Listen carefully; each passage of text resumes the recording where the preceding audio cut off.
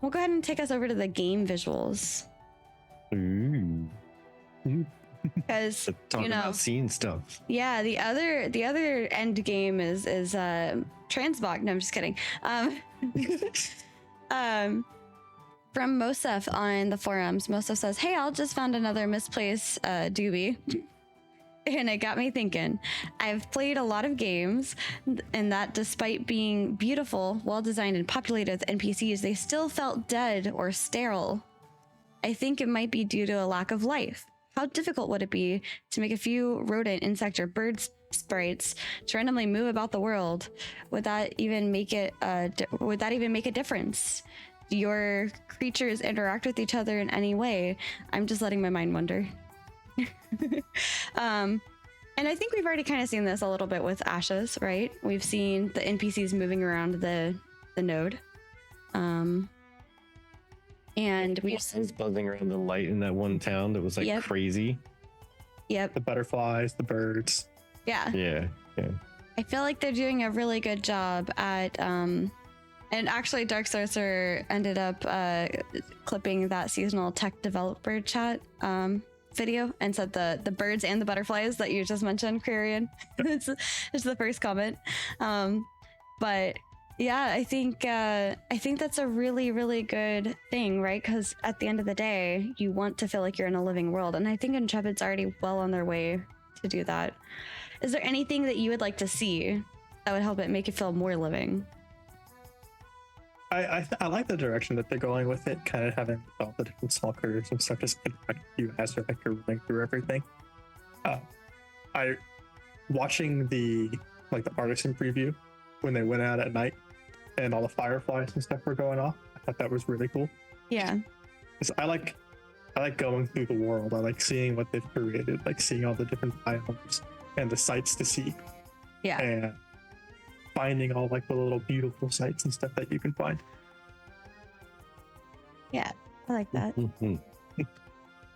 Yeah, see, I think most of it's onto something.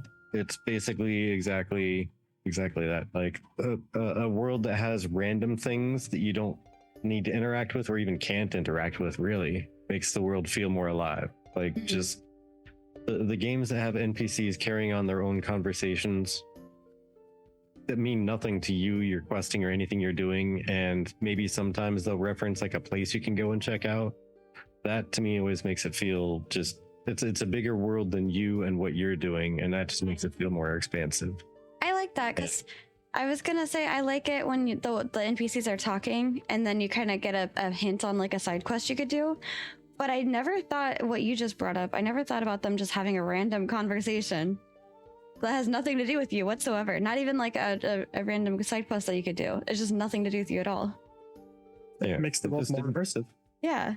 Yeah, exactly. You're not it makes it feel like there's something besides what you're doing existing and happening in the world, and you won't interact with it. It's just something that's happening. Oh, that's a good question. Peon says, do you think Ashes will ever have a fresh start server? I think it would depend on how popular the game gets.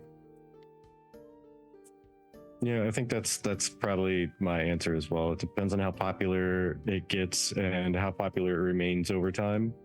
And if they have to merge. Yeah. Because Nara and I had the same thought. They might have to do it for merging. If there's like a dying or a couple dying servers. Yeah. It would suck if you're forced to fresh start though. Yeah.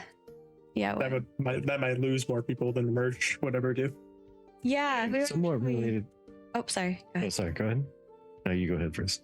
I was gonna say we were actually talking about that in Sunny's stream earlier because that was like his question of the day. While I was working, I was lurking him, and Zillion jumped in and was like, "If I have to start all over after putting all of that time, I'm gonna be so angry." And I'm like, "Yeah, that's accurate."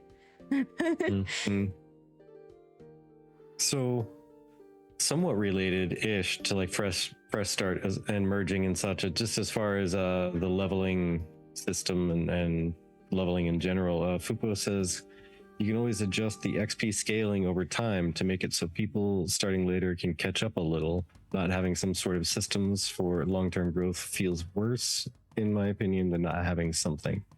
And that does tie into like a previous topic we were talking about, but I can kind of agree with that. I can kind of see that as being a thing. Yeah. Again, to loop back, just to at least cover that comment, because it is an interesting thought.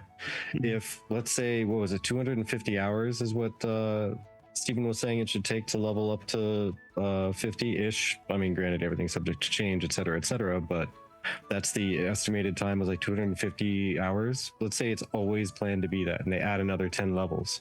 They would just need to adjust the time to say, okay, these last 10 levels should take this amount of time, and let's spread everything else out evenly from 1 to 50.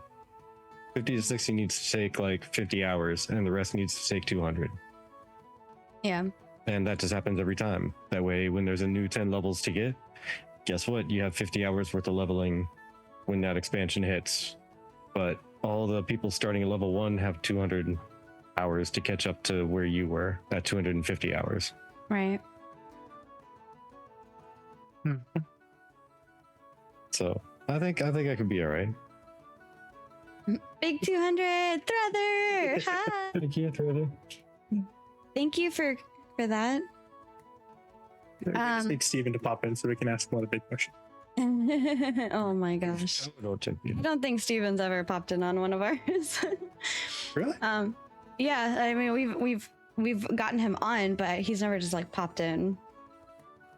Yeah, he hasn't magically just popped into the show before. Yeah. But You never know. He might be some viewer. yeah, you never know.